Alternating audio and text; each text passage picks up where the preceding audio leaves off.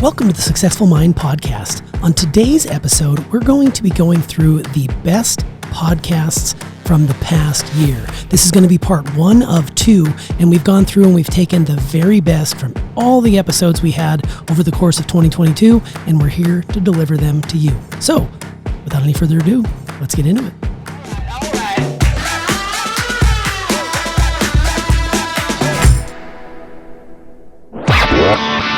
You're listening to the Successful Mind Podcast.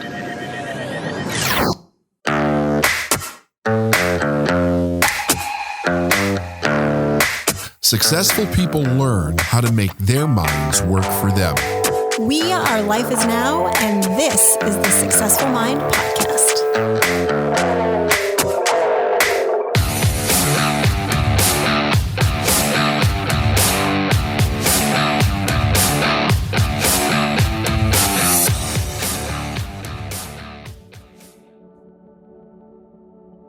Episode 453, How to Trust Yourself in the Year Ahead. Every year, there's probably millions of people that set a New Year's resolution. And, sometimes it's a few days, sometimes it's a couple weeks, sometimes it's a year later, they realize that, oh yeah, that's right, I set a resolution, but didn't do a damn thing with it. And, what's fascinating about that to me, and of course I learned this along the way, but when you say you're going to do something and then you don't do it, you're actually doing damage to your own psychology, meaning that your mind, everybody knows what it's like to trust somebody else, to not trust somebody else, to trust somebody else and then have that trust betrayed. We all know what those experiences are like. But what most people don't learn or know what this experience is like is when you say you're going to do something and then your mind starts to not trust you. So our brains literally start to develop the pattern that we can't trust ourselves to follow through, because how many times have we said we're going to do something and then we don't do it? I think what's important that most people don't understand, I certainly didn't understand this, is that when you start to break trust with yourself with something that is kind of inconsequential, like running or whether you have a dessert or not to say that it doesn't have consequences, It does. But when you start to tell your mind it's okay to break trust with yourself, you're leaving yourself susceptible to breaking trust in a critical area. Sure. And most people don't know that. I certainly didn't know that. But it's a pattern that starts to develop, and it's like anything else. It's either growing or dying. So that pattern is either spreading in your life or it's not. Because let's face it, when you break trust with yourself, one of the things that you do is you give yourself an excuse. When you give yourself an excuse, you're rationalizing the reason behind the excuse. And then underneath the excuse is a lie. There's something about it that's not true that you're choosing to believe in. That could be conscious or unconscious, By the way. And then, of course, that's going to also spread because it's a pattern of doing something one way. So now let's say something shows up where you go, fuck, I just don't feel like this today, or whatever the reason is. Yeah. You already have an excuse that works someplace else in your life where you've justified breaking this honor with yourself.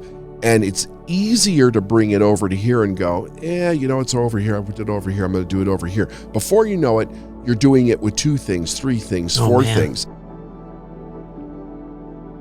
If you're going to make true change, and I believe this, if you're going to make true change, lifelong change that's going to last for years and years and years down the road, and it could be generationally for the family you're raising and the people you're around, you're going to do it in silence. You don't need to broadcast it to the world. Now, I get people have a brand, they want to put it out there for the world. Let's be honest. It's all bullshit. It's just social media hype. It's a human highlight reel. Do it for yourself, first and foremost. Don't share it with anybody else, because look, if you put it out there and you fail, then you have to answer to all these other people who said you were going to do something, and chances are they're going to fail at what they're doing too. Just do it for yourself. And the biggest piece of advice I could give to anybody out there who's overtaking a major overhaul would be to don't barter with yourself. The second you start to barter with yourself, you completely fail. Episode 464, Rewire Your Mind. The quality of your life equals the quality of your decisions. The faster we can reassociate in our mind the things that we have to do and the place that we're going as far as our goals to good emotions, the quicker we're going to manifest that in our life. It's extraordinarily important that the conscious, the subconscious, and the actions are all lined up in integrity in order to manifest. That's how we manifest from a belief. That's how we manifest when we absolutely have to be in that place where something must change. It's all about that integrity and the intensity of it. You know, the real sincerity of how it is that we're feeling and what we're doing. I was an unconscious competent then. I didn't know what I was doing. So I said to myself, this works. Here's a tool that I developed for myself that actually works. And I never told anybody about that tool for years. When I went to the new company, anytime I had to do something that I didn't like to do, I would reassociate my mind to something that I did like to do. Episode 465, The Power of Will. Well, the interesting thing was he tells this story in the beginning that when I think he's like 11 years old, his father, who owns basically a refrigeration business, HVAC, I guess, and also an ice business where they deliver ice.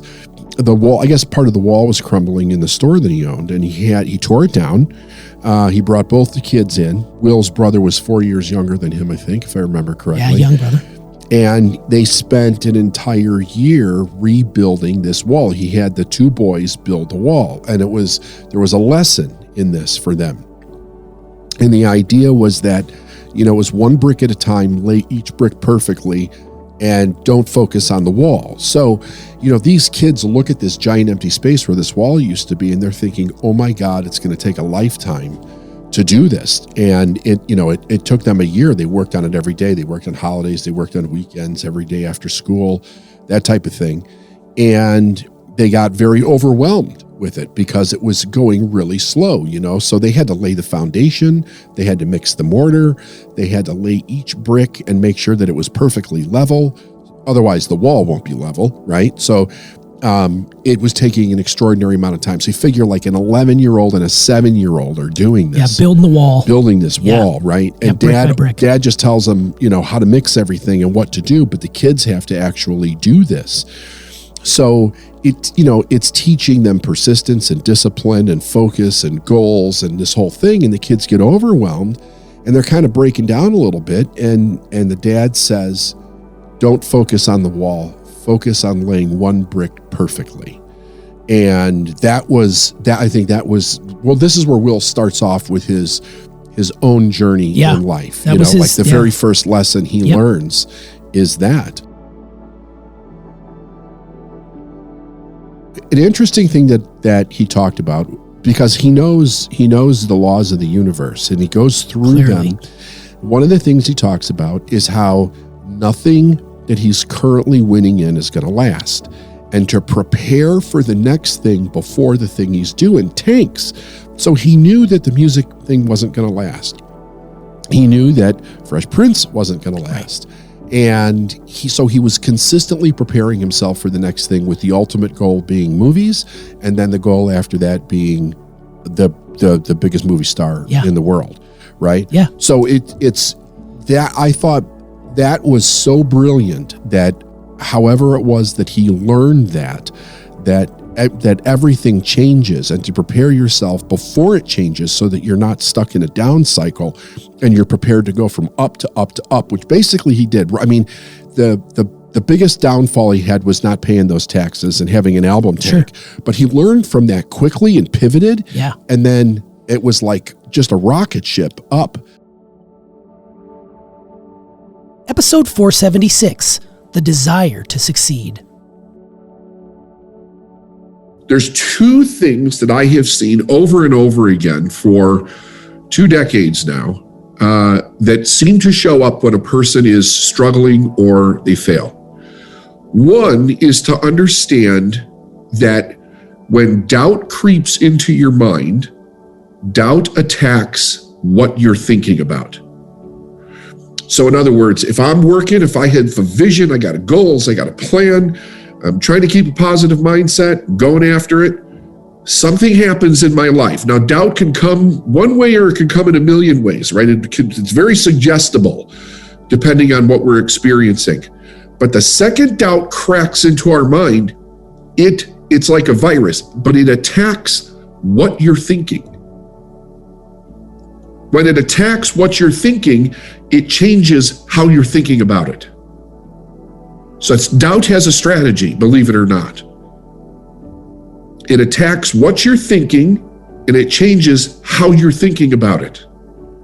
So you have to be very aware of the process that's actually happening, because if you're not aware of it, what is actually going on? We become, like we get so immersed, we become what we're thinking about. We actually start to believe it. We get like emotionally entrenched in it. There's a trick that not only is it a trick, but I think it's one of the healthiest things that we can do, is to go into your calendar for the next year and plan all of your time off. Put your vacation time down now. If you want extended weekends somewhere, put that down now. If you want a day off after a specific health or hard work week or something, put that down now. Put it in there so that you know, because now you know. Once you put it in there, your mind knows where the time off is. Episode 478. Everything is preparing you for something greater. How you meet current challenges will really determine how prepared you are for future challenges. And I remember when I was a kid and I was studying religion, the way that this was often presented was God tests people. And you have to be prepared to pass the test. And I remember having a really difficult time with that. I've never liked to teach from the aspect of it's a test. And the reason for that is because the moment you go down the road of it's a test, you start to make it interpersonal to the person who is either thinking about it or explaining it. And the reason why is it's like, well, is it really, like, is that really how the universe is set up, that it's a test? And don't you think it's not fair to not tell me that it's a test, and that if I pass the test, things will be better. If I don't pass the test, things will be worse, like there's consequences for this. But when you think about it from a test, you have to realize in order to go down that road, you have to make it personal. So the lesson can become difficult at that place because there's so many different rabbit holes that we could go down when we start thinking that way. I could sit here for days and tell you about all the different challenges that we've had. But very often, Steph and I will talk about something that happens and we'll say, you know something, if it wasn't for this that happened 5 years ago, we would have never gotten through what's happened today. And she's 100% right when she says that, because we don't always know the good in the thing that we're experiencing when we're experiencing it. But here's what we do know. It's preparing us for something bigger. That might come tomorrow. It might come 5 years from now. It might come 10 years from now. Steph had an experience a few days ago that was kind of rattling. And she was saying to me, I just kept thinking, like, why am I having this experience? Well, we know because there's something coming bigger. Now, that doesn't always feel good. But what feels good about it is that based on how you react or respond to whatever that is happening for you will determine how well you're going to deal with the next thing that comes. Because it's the law of the universe. Episode 492. Passion is an inside job. The idea is that people are looking in the wrong place to find the thing that they love. We're programmed with this idea that we need to find something that we enjoy, find something that's our passion, find something that is our purpose or that we love doing. And the thing is that it keeps people blind to it all their life. When they decide to show up in joy and love and passion to whatever they're doing, they will be led right to the thing. I like that. It's really weird. It's well, I mean, it's the story of what happened to me, right? Yeah. I mean, like, I'm complete dick and hate everything and whatever, and then I change and everything changes instantly. Like, it's the craziest thing. But I mean, how many years have we watched people do this over and over again now, right? That's very true. If a person can find a way to change their attitude, if they seriously want to change and they're willing to put down their judgments and show up in those states of love and passion and really give it to what it is that they're doing, not only does the state of what they're doing change, but the things that they could not see change, right? Because, well, look at it like this. If I want to find something that I naturally am passionate about, but I'm coming from this place where I hate everything, how do I see that? Right. Right? Because the hate is not in the thing, the hate's in me. Sure. You got to work on yourself first. Yeah, because I'm looking through a filter of hate. Like, let's say I hate doing this right now, Yeah. right? Yeah. This is just this. This isn't hate or love or anything, right? This has no energy to it. It doesn't judge itself, right? Sure. It just is. So I bring me to the plate. And when I was on the dock, I showed up every day and I was nasty and cranky and curmudgeon-y and, disappointed in myself. Like, it was just complete negative. There was nothing wrong with the doctor or people that worked on that dock that loved that job. Loved that job. Probably stayed their whole life. Sure. Working there. Supported a family. And I'm thinking I got to find something outside of myself that I like, and I can't. And I'm figuring out, and the other thing was that I'm sitting there trying to figure out, how the fuck do I get out of here? Right? Like, it's like being in prison. Well, it was like what Quan was saying yesterday, right? Sure. He had that a moment of awareness where for the first time he heard the sparrow on the razor wire, and it had been there for how many years? Right. He had been in that yard and the birds were there. He couldn't hear him. He couldn't hear him. The voice in his head was just too loud. And then all of a sudden, the prison turned into his sanctuary. Yeah. I'm always very grateful to the fact that it happened so fast, because sometimes I think to myself, I don't know if I could have kept that up for a year, but when everything changed, it was like, there's no question. There's absolutely no question. It was like a whole different universal door open. Now, what I know now is that anybody can make that door open that fast, but the key to making that door open is that you're absolutely at the end of your dealing with holding on to the nasty shit.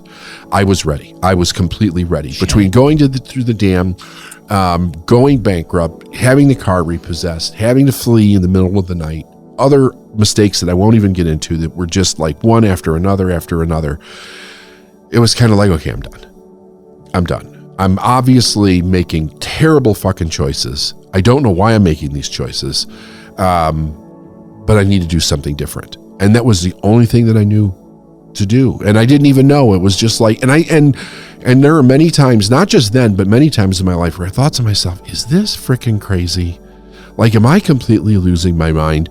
And I have had times also where I've had the same experience with other things that later turned out to actually be a mistake. But when I first entered into it, it was kind of like, there's some weird sense about this. I might be on the right path, or this might actually be a disaster. So sometimes it hasn't worked out, right? Because the front end of it can look the same. But sometimes these things have there's like a longer term reason. And it may not work out in the beginning, but then you find out because this happened, you were led into something and you couldn't have gotten there any other way. Episode 495, a conversation with Quan Nguyen. It was one day on a prison yard when I was just standing there. I was like, why do I have to view prison as punishment? Why can't I view this place as an opportunity for me to remake myself into a better person, even if I'm supposed to die? And of course, the universe will answer back. It was, yes, you can.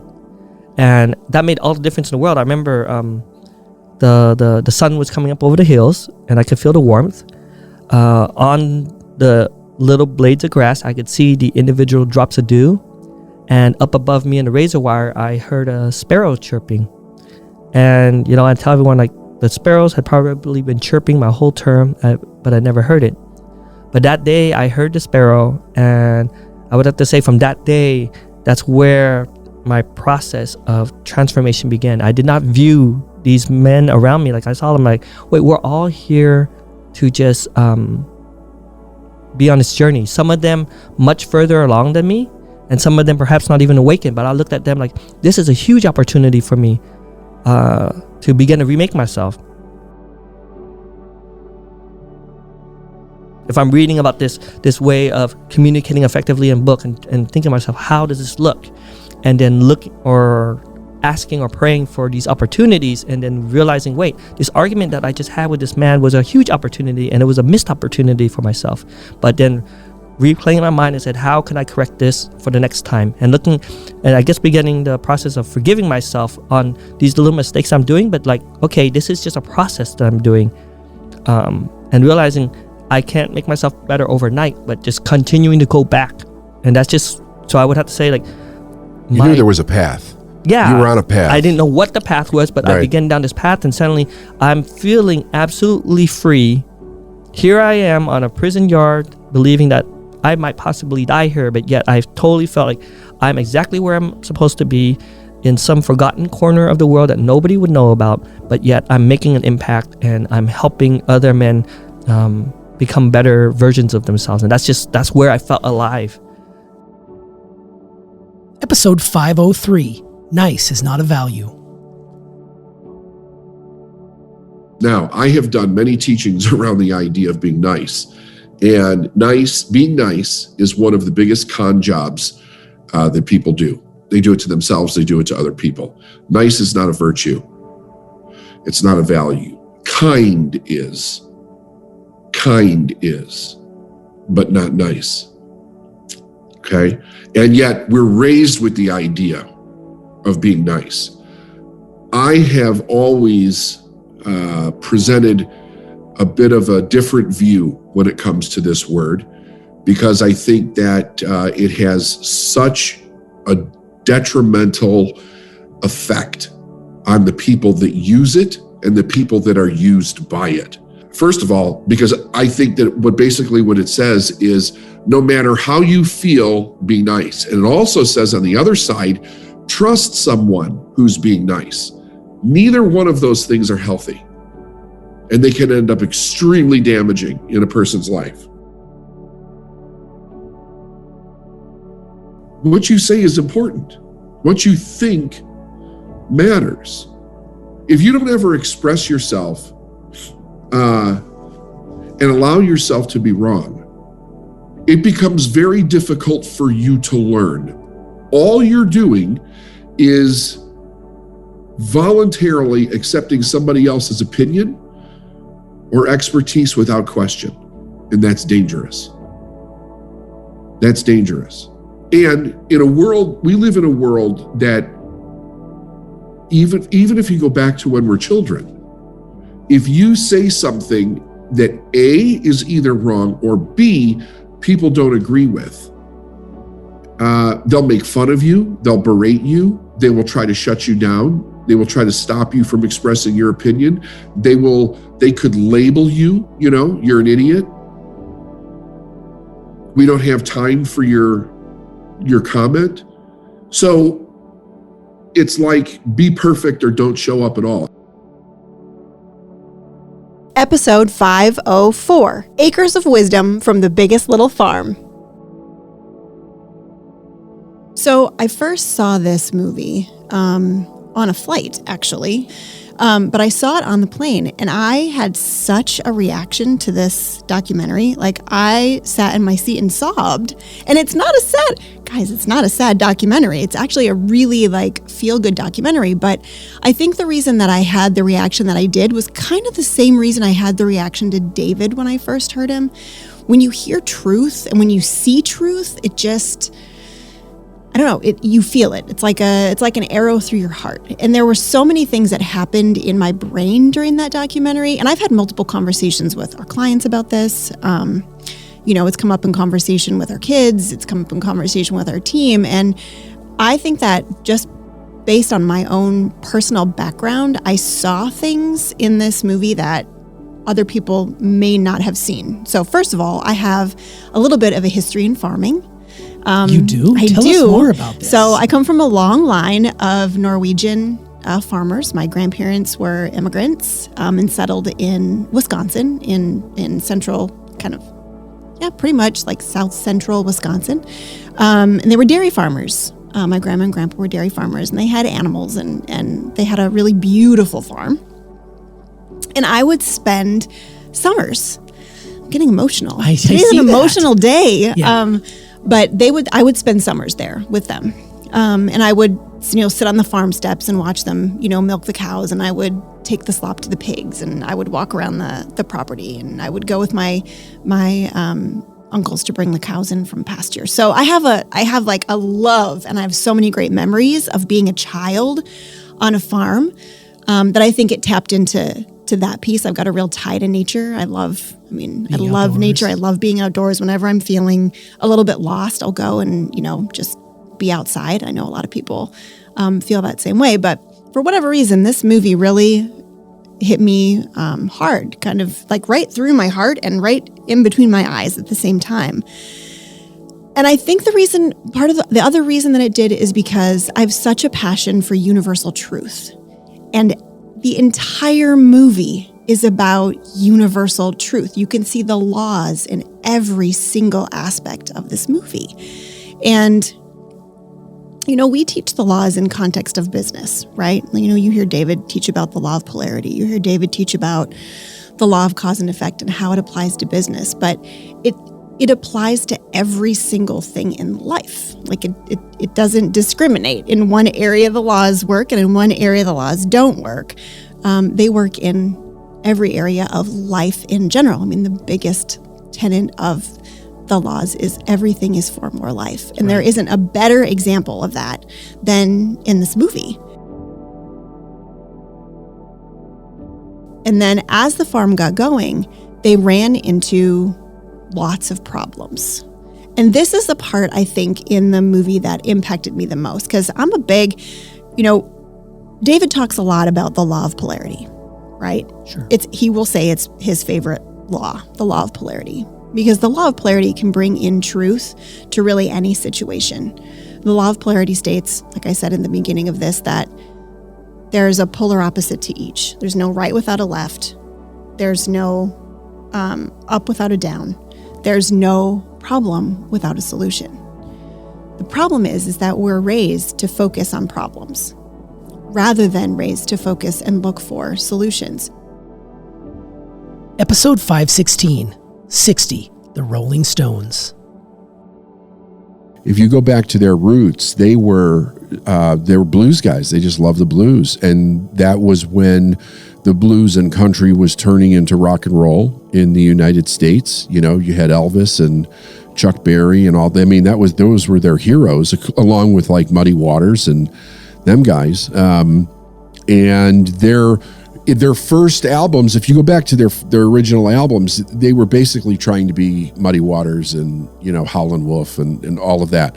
That's what they were totally into. And it took a few years, but they worked into their own, creating their own interpretation of that music. And that's which is the Stones that we love today. And what's interesting is that they've been a band 4 years longer than I've been on this planet. Exactly. That is... Well, nobody's ever done this before. No. And I'm actually, if it wasn't that the world was in such chaos, I bet that the news coverage of this would be enormous. Sure. It is an unbelievable accomplishment. One of the things that I think is so interesting about the Stones is, they were formed in 1962, and they basically were formed the same time as the Beatles started their rise, right? So in all the research that you've done, because the Beatles, their first song, Love Me Do, came out in 1962, and that was the first single that the Beatles ever released, which was the year that the Stones were formed. In your research or watching or listening or reading, did they talk about the chip that they had on their shoulder? Is there a chip? Was that something that was created by the media? No, they were actually friends. They were actually very close friends. I always wondered about that. What happened was that they had to create a persona. They couldn't be the next Beatles. So they became the antithesis to the Beatles, right? So you had the Beatles was the family-friendly band, and the Stones was you wouldn't let your daughter sleep with her or marry a Rolling Stone, right? Grimier. They were ugly and grimy, and they didn't wear the suits with the ties that the Beatles did. They had the edge, and then they Keith says, my fans created my persona. And he said, and it's my job to live up to it, right? So, but that's really what it is. They became the antithesis. But if you read if you read Keith Richards' book, they talk about how they would, like Keith and John Lennon would talk to each other, and they would talk about, okay, when is your single going out? And then we'll wait and put our single out next. Who's done in the studio first? They were very good friends. And Keith and John were very close. Episode 518. Do you want to know the truth or do you want to be right? People seem to be really stuck in their thinking. There's something going on and they can't seem to move forward. They can't seem to come to a resolution. They don't know what decision to make. They don't know how to think about something, and they're stuck. And the good thing about this is that if you understand how to think, you can move yourself through this. But here's what's really important about this. When you're stuck like this, it's not that you shouldn't ask for help or you can't ask for help. You really need to start working the tools so that you can train yourself to get to the answer. Okay, so I'm gonna give you a very small series of things to do that will help a person move through this, but you have to work with it. A person will remain stuck if they don't want to know the truth and they have a need to be right. A lot of us, most of our life, until you start really learning how to think accurately, one of the self-preservation things that the ego goes through is the need to be right. I mean, it's a real insidious mother, that ego. I mean, it will mess with you big time. The more emotional you are about something, the more attached to the need to be right you're going to be. And here's the thing. If you have a need to be right and you don't want to let go of it, you don't have to. It's all yours, right? But you're never going to make any progress forward because you're stuck on something that has something in it that's fundamentally not accurate. Whenever a person is stuck, whenever they're confused, there's something that they're resisting. And what they're resisting is letting go of what's untrue about the situation in order to move to the truth. If you want somebody to change so you can feel better, that's when you're going down the wrong road. You're responsible for how you feel. It's your life, it's your responsibility, it's your power. And we could totally work on changing major problems on the planet without having it screw us up so bad that we literally become either part of the problem or engulfed by that problem. Thank you so much for such a wonderful year. We look forward to bringing you even more content in 2023.